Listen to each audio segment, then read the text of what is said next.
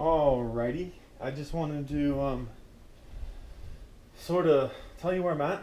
Um, so I got this 2 days ago, maybe one day ago. Hopefully you can see it. This is my score on exam P. So all I did was just block out my name, my address, in case you're trying to creep on me. You can see this is my grade. Let me see that. Can you see that? I don't know. It says 9. So, so I got a 9. So you already probably know, it's graded on a 0 to 10 scale, 10 being the highest. Even if you get a 10, actually, it doesn't mean you got them all right. So, I'm pretty annoyed, honestly. First of all, I'm kind of mad because I really did wish I got a 10. Doesn't matter whatsoever. I'm just being stupid right now, honestly. The only reason I'm sort of frustrated and annoyed with it is because I studied for a long ass time. They say 300 hours per exam. I probably did at least 500. So that's the only reason I'm kind of annoyed with that. So I passed, whatever, I got a 9. 6 is passing. So honestly, businesses, as far as I know, don't really care as long as you pass. So anyways, I got a 9 on exam P. They tell you the results, by the way, 8 weeks after.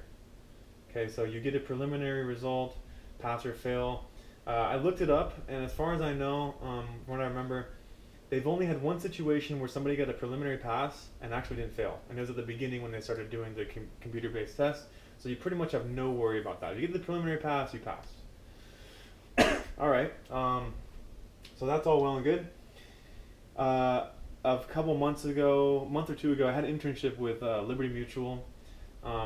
Awesome experience. Okay, they flew me out to Seattle, and well, I had a phone interview, and that was really laid back, much more laid back and nice interview as compared to my previous one with Travelers Insurance. Anyways, I passed the phone interview. They flew me out to Seattle, all expenses paid. Got me a really nice hotel. Pay for the flight, pay for the hotel, pay for food, everything. Cab ride, okay? Had the interview, just to tell you what the interview process was like. I went in, I had 2 other people were also interviewing. And first thing they do is they start, well, they did. They had 2 actuaries. They were both FCAS, Casualty Actuarial Society Fellows. And they sort of tried to sell us on the business, okay? They asked, of course, if we had questions, we could ask them, but they pretty much gave us a slideshow and just told us things about the business, why it's awesome, why Liberty Mutual is the best, yada, yada, yada. That was cool. And then after that, they had some student actuaries. They call student actuaries the ones that are still taking exams. So they might be associates, but they still have exams to take. So then they have them sort of show you around a little bit, and they also show you to each interview. Okay, so after we had the introduction where they told us about the company, we then went to 3 individual interviews.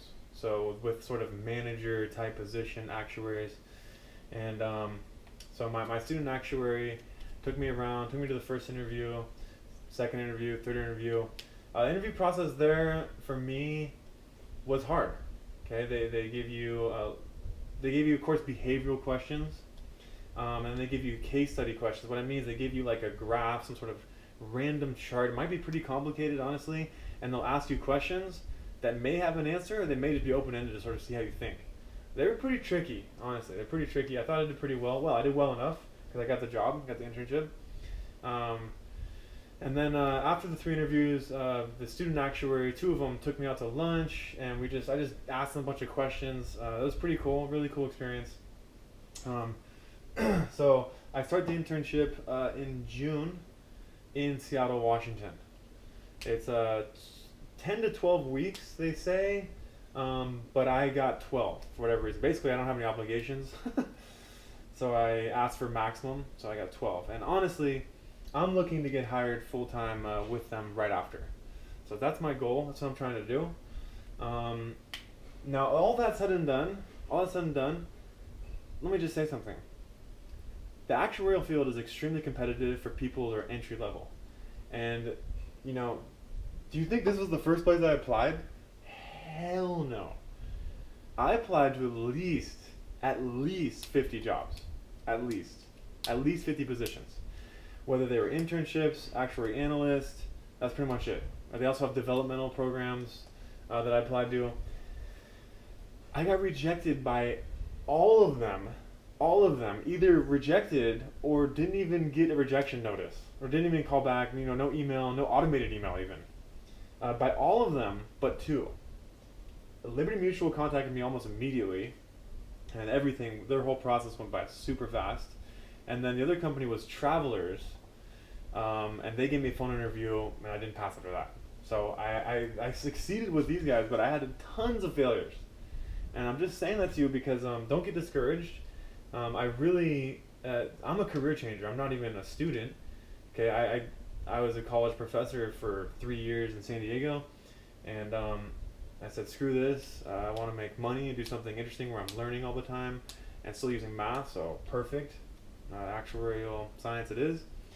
I didn't think I was going to get an internship because most of them are geared towards people who are students. So I was honestly, I felt like in a horrible situation. I thought I was going to have to pass 2 exams and learn a bunch of technical skills before I even had a chance. I passed 1 exam, got an interview, landed it. I learned a little bit of technical skills, some Excel, some SQL, touched on SAS, and touched on Access. But honestly, it was all just self-taught stuff. If you're interested in that, the Infinite Actuary website, TIA, they have a technical skills course that you can purchase. That's what I did. Anyways, that's the deal with the internship. Pretty stoked, really happy. Going out to Seattle in June, so it's gonna be cool. I'm studying for FM right now. I'm signed up for the date. I have the exam date. I'm taking this April 14th. Man. Today's the 15th. I have, I think, 30 days. How is this going?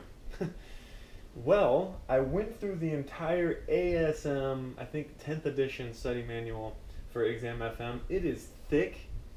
It is terse. It is not for somebody who doesn't have exposure to the material like me. I never learned anything to do with this. Never learned any of the financial mathematics or financial economics material whatsoever. So it's been very challenging. I will say that concept-wise, it is not as hard as Exam P. So what's hard about it? There's tons of information. There's a lot of information. A lot of it is not even related to stuff you learned previous sections. A lot of it is. All is kind of related, but what I mean is there's financial mathematics.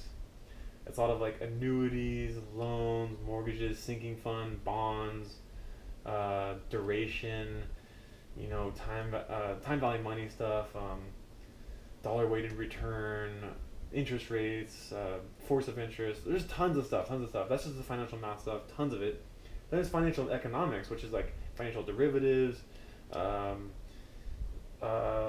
options, call options, put options, and then you have all these different charts you can memorize, like the bear spread, box spread, bull. It just gets crazy. It's just tons of information. So anyways, I'm definitely going to have my work cut out for me with this. I'm taking April 14th. Man, do I want to pass. I would love to go into the internship with 2 exams. If I don't pass, taking it in June. As you probably know, the syllabus changed for June, so there's not going to be a lot of financial derivatives on after this exam sitting. So it's going to be somewhat easier, honestly, less information. So anyways, I'm going to go for it. I got adapted yesterday, and I'm at level 5.8.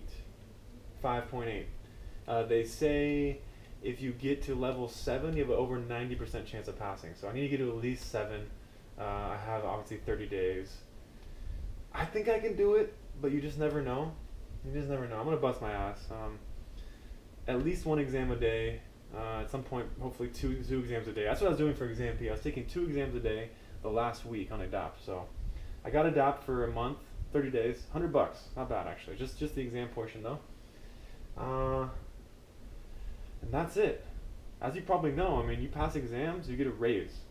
So actually, for the internship, they're paying me a certain amount of money in the 20s, an hour.